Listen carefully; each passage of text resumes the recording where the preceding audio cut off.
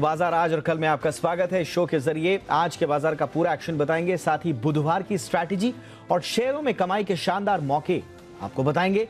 नमस्कार, मैं हूं आपके साथ दीपक डोभाल और आप हमसे जुड़ सकते हैं। आप हमें शेयरों से जुड़े सवाल व्हाट्सएप भी कर सकते हैं 9582222666। ये है हमारा व्हाट्सएप नंबर। और इसके अलावा आप सोशल मीडिया प्लेटफॉर्म्स के जरिए भी हमसे जुड़ सकते हैं। फेसबुक पर अगर आप हैं तो @ZBusiness ऑनलाइन पर जाएं और ट्विटर पर अगर हैं तो @ZBusiness, ये हमारा हैंडल। और हाँ, हैशटैग बाजार आज और कल लिखना न भूलें। तो कल बाजार बंद है, ऐसे में बुधवार के लिए आपकी तैयारी कराने के लिए मेरे साथ जी बिजनेस के मैनेजिंग एडिटर अनिल सिंह भी जुड़ चुके हैं। इसके अलावा मेरे साथ एक और खास मेहमान सेठी फिनमार्ट के विकास सेठी साहब हमारे साथ हैं। लेकिन सबसे पहले देख लेते हैं आज बाजार में कैसा रहा कारोबार, क्या रहा हाल। तो कारोबारी हफ्ते के पहले दिन बाजार शानदार रिकवरी के साथ बंद हुए। आज बाजार बढ़त पर खुले, मगर शुरुआती घंटे में ही दबाव बन गया और दिन भर उतार चढ़ाव के साथ कारोबार हुआ। आखिर में सेंसेक्स 235 अंक बढ़कर 61,200 के करीब बंद हुआ। वहीं निफ्टी 86 अंक चढ़कर 18,200 के पार बंद होने में कामयाब रहा। बैंक निफ्टी की अगर बात करें तो 428 अंक उछलकर 41,700 के करीब बंद हुआ। और आइए अब रुख करते हैं आज के बाजार पर एडिटर्स टेक का। आज बाजार में कहां से आई शानदार तेजी, कैसे बैंक निफ्टी ने बनाया रिकॉर्ड, बता रहे हैं जी बिजनेस के मैनेजिंग एडिटर अनिल सिंह हुई। हफ्ते के पहले दिन भारतीय बाजारों में दिखा जबरदस्त जोश। पिछले हफ्ते की शानदार तेजी और नवंबर सीरीज की दमदार शुरुआत के बाद भारतीय बाजारों ने आज पीछे मुड़कर नहीं देखा।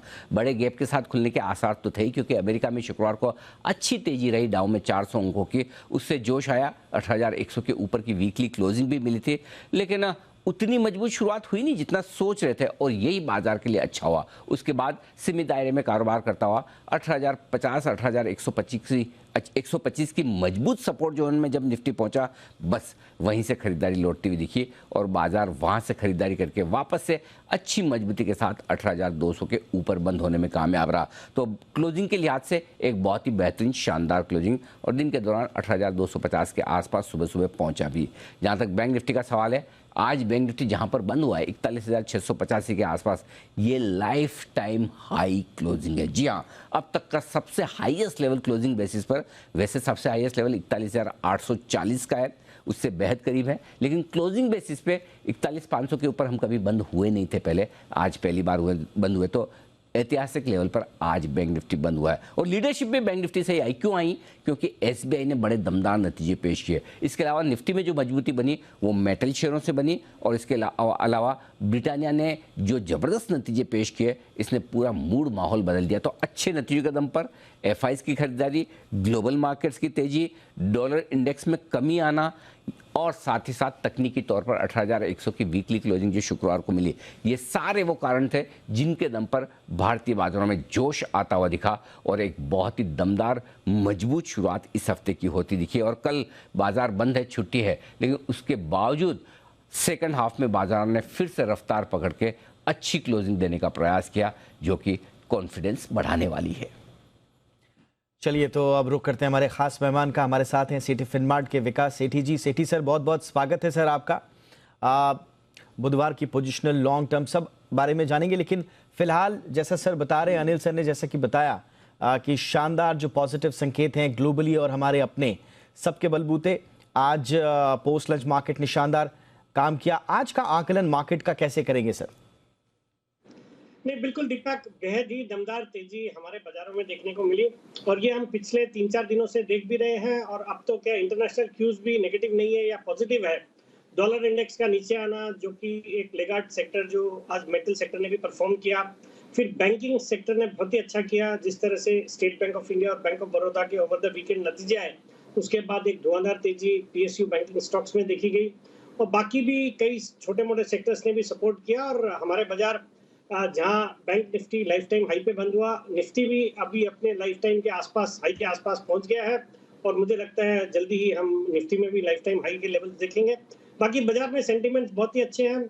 कल एक छुट्टी का दिन है, परसों जब हम खुलेंगे तो आज का अमेरिकन मार्केट और कल का भी जो डाउ कैसे बिहेव करता है उसके ऊपर डिपेंडेंट रहेगा। बट ऑल इन ऑल बाजार में व्यू बुलिश ही रखना है। अगर कोई कारण से बाजार में गिरावट आती है तो अच्छी क्वालिटी के स्टॉक्स में खरीदारी करने के ही मौके ढूंढने चाहिए। ऑलराइट सर, और कुछ अच्छी क्वालिटी के शेयर बता भी दीजिए, पोजिशनल लिहाज से और लॉन्ग टर्म दोनों लिहाज से सर। बिल्कुल दीपक, पोजिशनल लिहाज से मुझे लगता है करंट लेवल्स पे मिश्र धातु निगम, जिसको हम छोटे रूप में मिधानी के नाम से जानते हैं, आज ये स्टॉक 262 के आसपास बंद हुआ। एक डिफेंस सेक्टर का प्ले है, ये भारत में सुपर अलॉयज, फिर टिटेनियम और स्पेशल स्टील बनाने के कारोबार में है और इकलौती टिटेनियम अलॉयज बनाने वाली कंपनी है। और जिस तरह से सरकार का डिफेंस पे फोकस है, मेक इन इंडिया पे फोकस है, इस तरह की कंपनी जो कि डिफेंस को कैटर करती है, स्पेस को, फिर एटॉमिक एनर्जी, एरोस्पेस, एरोनॉटिक्स, इन सब सेक्टर्स को कैटर करने वाली एक दमदार कंपनी है। सरकार की हिस्सेदारी है करीबन 74%।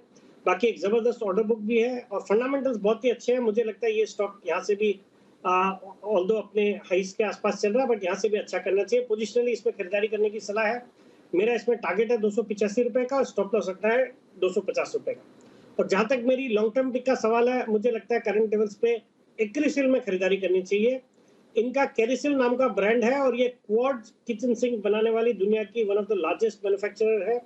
फिर उसके अलावा भी कई सारे किचन अप्लायंसेस जैसे हॉब्स है, कुक टॉप्स है, अवंस है, डिश वॉशर है, ये सब बनाती है। जर्मनी की कंपनी शॉकन कंपनी के साथ इनका टेक्निकल कोलैबोरेशन भी है। जून तिमाही भी बहुत अच्छी थी, इस तिमाही के भी नतीजे अच्छे आने चाहिए।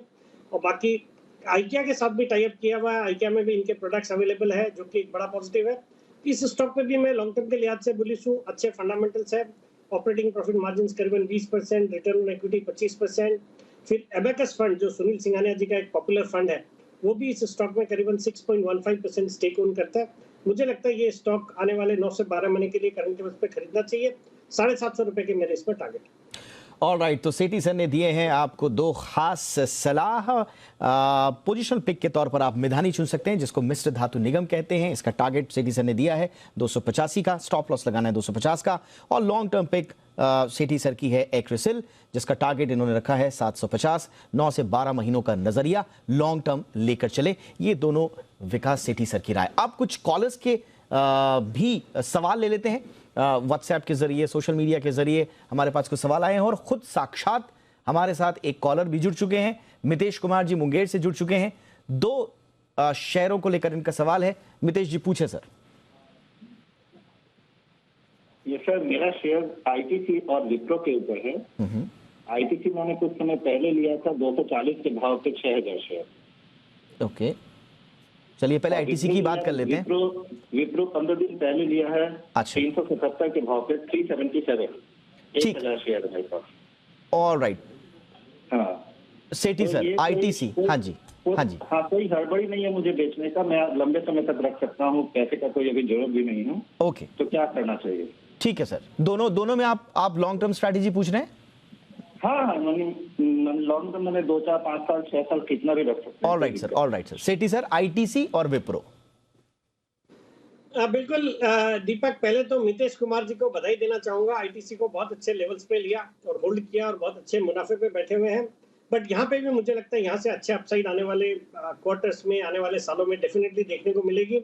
वैल्यूएशन के लिहाज से अभी भी with in the FMCG space सस्ता है और कई बार अटकलें होती है कि अपने एफएमसीजी कारोबार को डीमर्ज भी कर सकती है कंपनी, और अगर वैसा कुछ होता है तो अच्छी वैल्यू अनलॉकिंग होगी। तो इनका चूंकि लॉन्ग टर्म का नजरिया है तो करंट लेवल्स पे ऑल्दो अच्छा प्रॉफिट्स है, बट फिर भी बिल्कुल बने रहना चाहिए। और जहां तक विप्रो का सवाल है, स्टॉक ने अंडर परफॉर्म किया है, बट इन्होंने बहुत अच्छे लेवल्स पे लिया है। इनके लेवल से विप्रो जैसा स्टॉक भी इनको अच्छे मतलब थोड़े बहुत मुनाफे दे रहा है और इन्होंने ज्यादा जल्द पहले भी नहीं खरीदा हुआ, 15 दिन पहले खरीदा है। मुझे लगता है विप्रो भी यहाँ से अच्छा करेगा। इस स्टॉक में भी होल्ड करने की सलाह है और बिल्कुल बने रहे। और मुझे लगता है आने वाले 9 से 12 महीने में इसमें भी 20-25% की अपसाइड डेफिनेटली हो सकती है। राइट, तो मितेश जी को सलाह सेठी सर की आईटीसी और विप्रो दोनों में बने रहें जिन लेवल्स पे आपने खरीदारी की है। गोविंद सुतार साहब हमारे साथ जुड़ चुके हैं पाली से। गोविंद जी स्वागत, पूछिए अपना सवाल सर। हेलो गोविंद जी पूछिए सर अपना सवाल। हाँ सर जी, मेरे पास आईएक्स के शेयर 705 ओके, से लिया सर।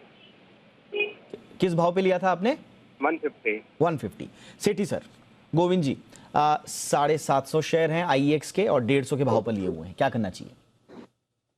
देखिए, गोविंद जी को सलाह रहेगी इस स्टॉक में भी बने रहने की। स्टॉक वैसे बहुत ज्यादा परफॉर्म नहीं किया और अगर सही तरीके से कहें तो बाजार को अंडर परफॉर्म किया है और चल रहा नहीं है। बट मुझे लगता है करंट लेवल से एक अच्छी क्वालिटी की कंपनी है, पावर ट्रेडिंग का कारोबार है और एक मोनोपोली जैसा बिजनेस है अभी तो बट मुझे लगता है अब जिन लेवल्स पे ये स्टॉक आ गया है, यहाँ पे वैल्यूएशंस के लिहाज से भी अट्रैक्टिव हो गया, अच्छा बिजनेस मॉडल है।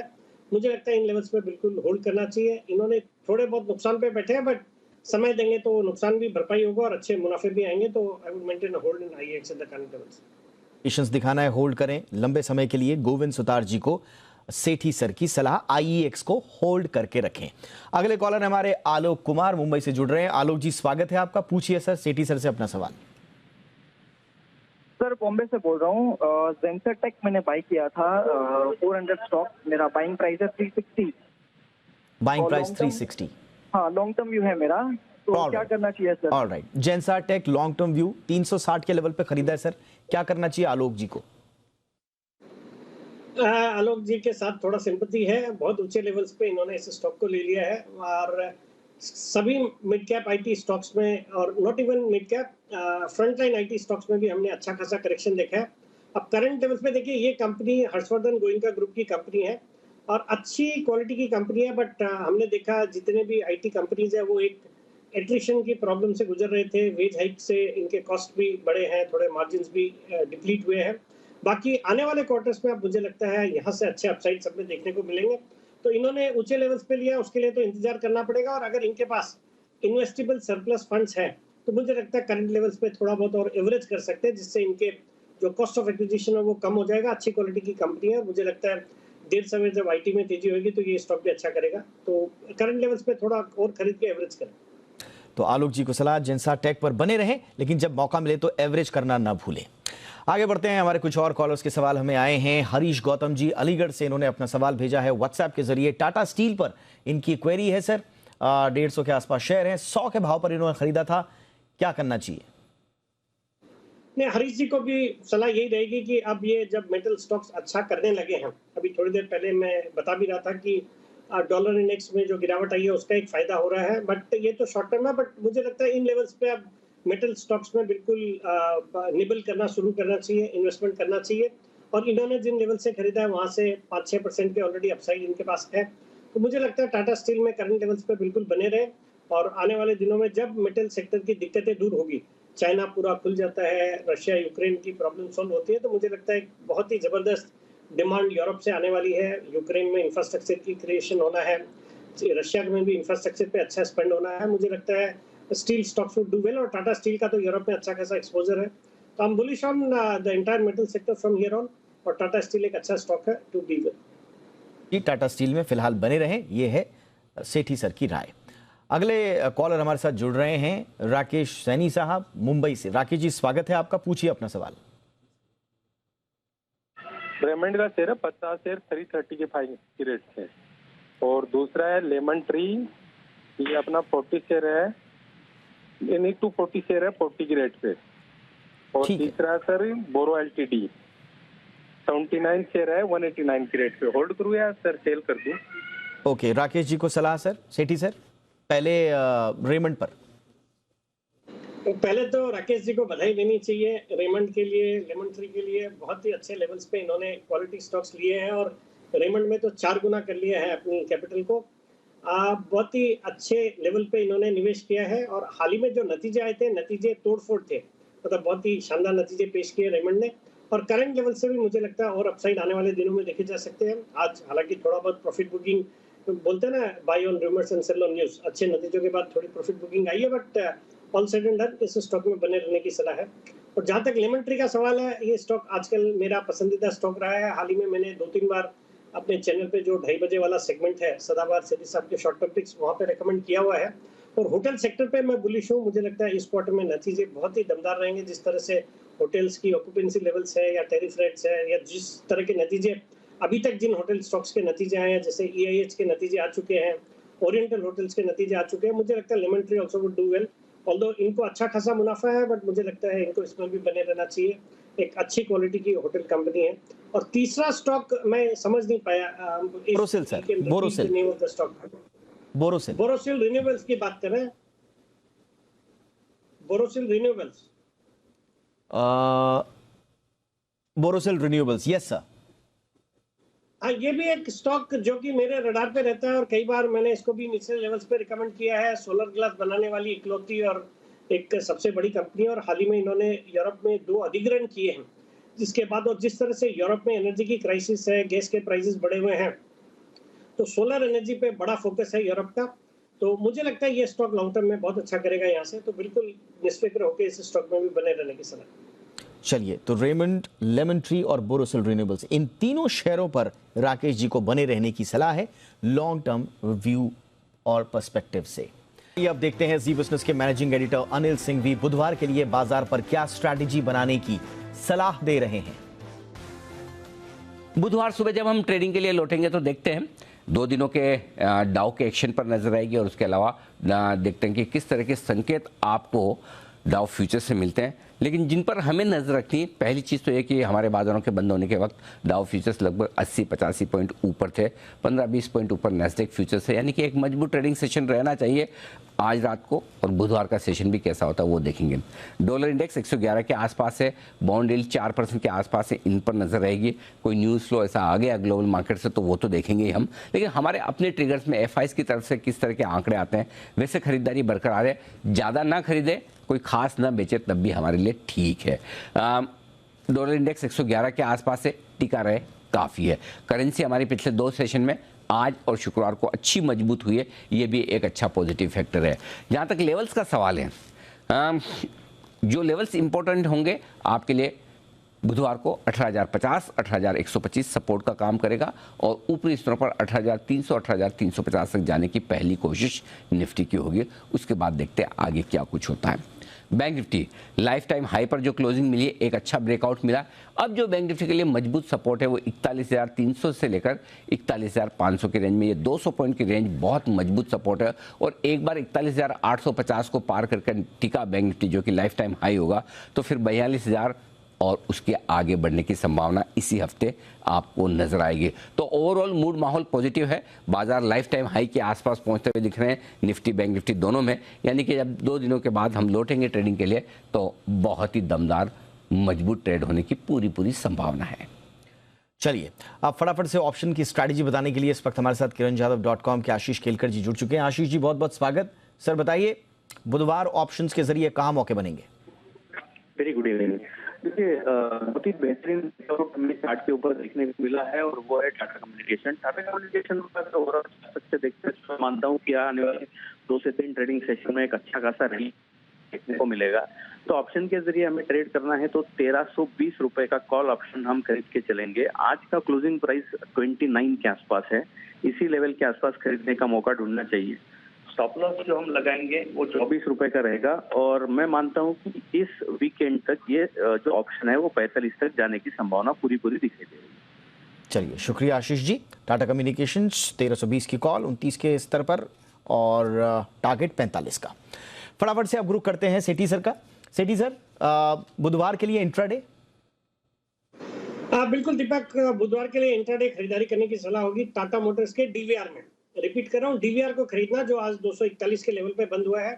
टाटा मोटर्स पे मैं बुलिश हूँ, इसके भी नतीजे आने हैं बुधवार को। मुझे लगता है इस क्वार्टर के नतीजे मारुति की तर्ज पे इसके भी अच्छे रहने चाहिए। और बाकी ईवी का एक बड़ा प्ले है, जिस तरह से नेक्सॉन पॉपुलर हुआ है, टियागो है, टिगोर है, इनके कई सारे ब्रांड्स हैं। और बाकी मुझे लगता है कुछ कॉर्पोरेट एक्शन भी उम्मीद करनी चाहिए। टाटा मोटर्स के डीवीआर में करंट लेवल्स पे खरीदारी करने की सलाह, 255 का टारगेट, 235 का स्टॉप लॉस। बहुत बहुत शुक्रिया सेठी सर, आपने हमारे दर्शकों के लिए आज वक्त निकाला और इतने सारे शेयर्स पर, स्टॉक्स पर अपनी राय दी। Thank you so much.